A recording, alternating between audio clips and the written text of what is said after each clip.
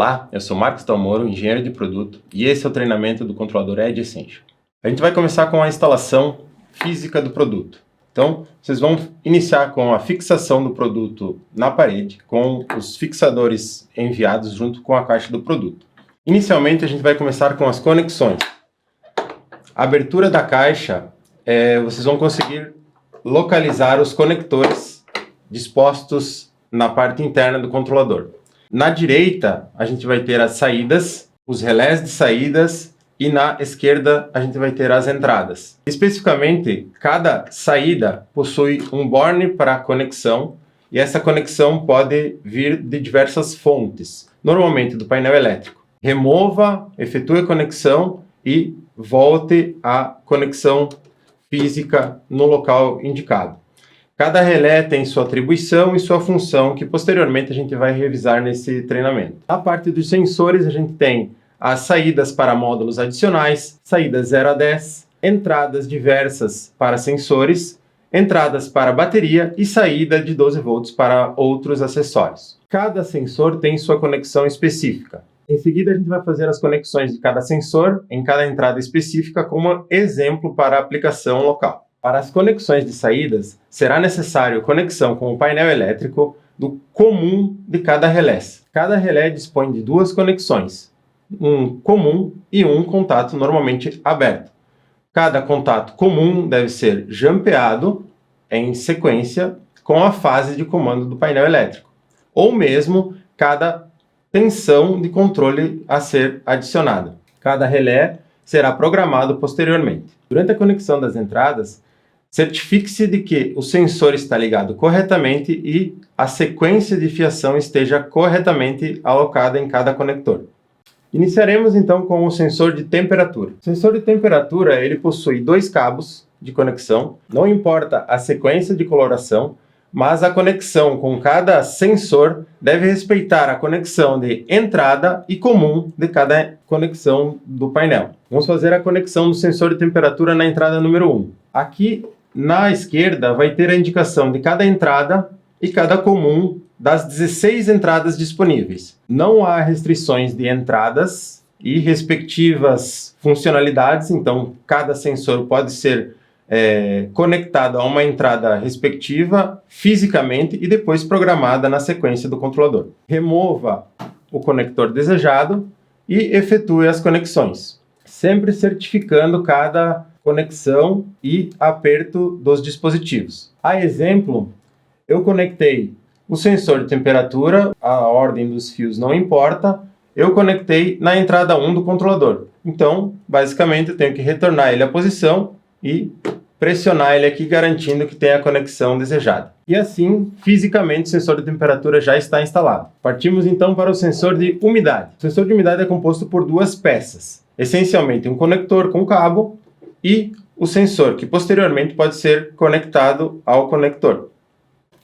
Iniciaremos com a fiação. O sensor de umidade possui cabos de alimentação e sinal. Certifique-se de verificar internamente o sensor a correta conexão dos fios e a coloração indicada para essa conexão.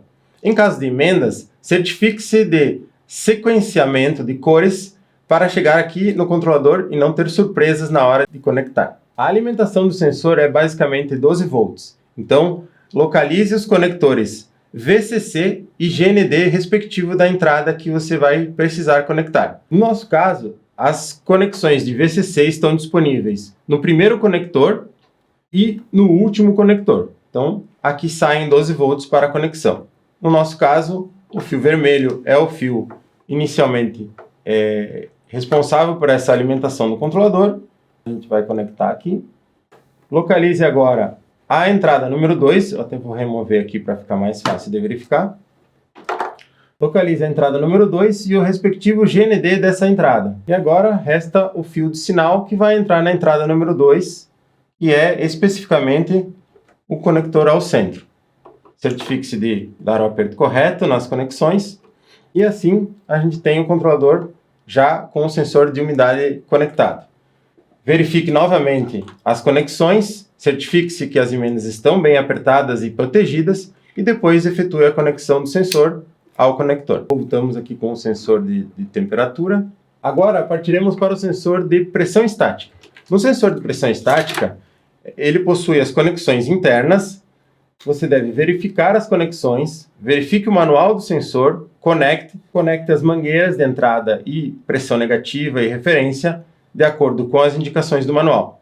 Não é necessário revisar as programações do sensor porque ele já vai programado de fábrica. Com as conexões do sensor finalizadas, utilize os cabos e certifique-se que, se houver emendas durante o processo, que essas cores correspondam aos cabos desejados para a aplicação do sensor. O sensor, então, possui a conexão do positivo com o VCC.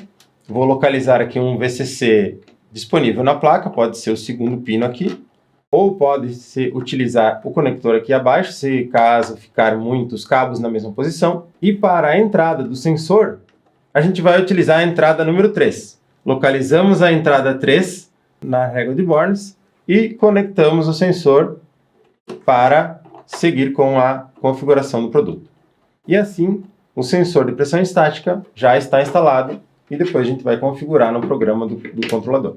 Partiremos agora para o sensor de CO2. No sensor de CO2, certifique-se de localizar as informações de conexões e os cabos de alimentação e sinal do respectivo sensor. Existem vários modelos de sensores e cada um possui a sua indicação de correta ligação. No nosso caso, a gente vai iniciar com a alimentação do sensor. A alimentação do sensor ela ocorre nos cabos marrom e azul, sendo marrom o positivo e azul o negativo. Realize as conexões de forma a utilizar corretamente os conectores e as entradas que facilitem as conexões. Então, nesse caso, eu vou utilizar o borne de alimentação disponível aqui embaixo para alimentar o nosso sensor. Vou conectar aqui ao positivo. Lembrando, pessoal, VCC é a alimentação, 12 volts é a saída do dispositivo. Ela pode ficar um pouquinho mais alta, dependendo da tensão de entrada ou das condições de conexões da bateria. O negativo vai ser o GND da respectiva entrada que você vai conectar ao sensor. Então, localize o GND disponível ou um mais próximo para fazer a conexão desse sensor. Para a conexão do GND, vamos utilizar um borne que já tem uma conexão existente, pois compartilha do mesmo GND para a entrada. Tanto faz, pessoal, pode conectar em qualquer GND disponível. Aqui, para fins de treinamento, eu vou conectar no mesmo conector. Ok? Certifique-se do aperto das conexões. Se tiver emenda nos cabos também, verifique a coloração indicada depois da emenda. Proteja as emendas da umidade, como indicado em manual. Na saída do sensor de CO2, a gente tem dois sinais disponíveis. Saídas 0 a 10 através do fio branco e saída 0 a 5 volts através do fio preto. Importante, o controlador Edge Essential, no sensor de CO2, utiliza a saída 0 a 5. Então, pode programar posteriormente essa tensão de saída, mas aqui a gente vai conectar o fio preto na entrada desejada. Então, está disponível aqui a entrada número 4.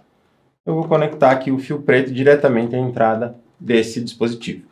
Certifique-se de dar o aperto correto às conexões, utilize proteção nas emendas e utilize os cabos indicados nas colorações que são fornecidas. Ainda, pessoal, existem as saídas 0 a 10, indicadas no primeiro conjunto de bornes, a saída para módulos de extensão, que incluem pesagem de silos, pesagem de aves ou dímeres externos que utilizem a comunicação.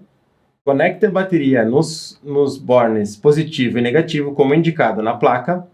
E, se precisar uma saída adicional de corrente em 12 volts, utilize o conector da parte de cima.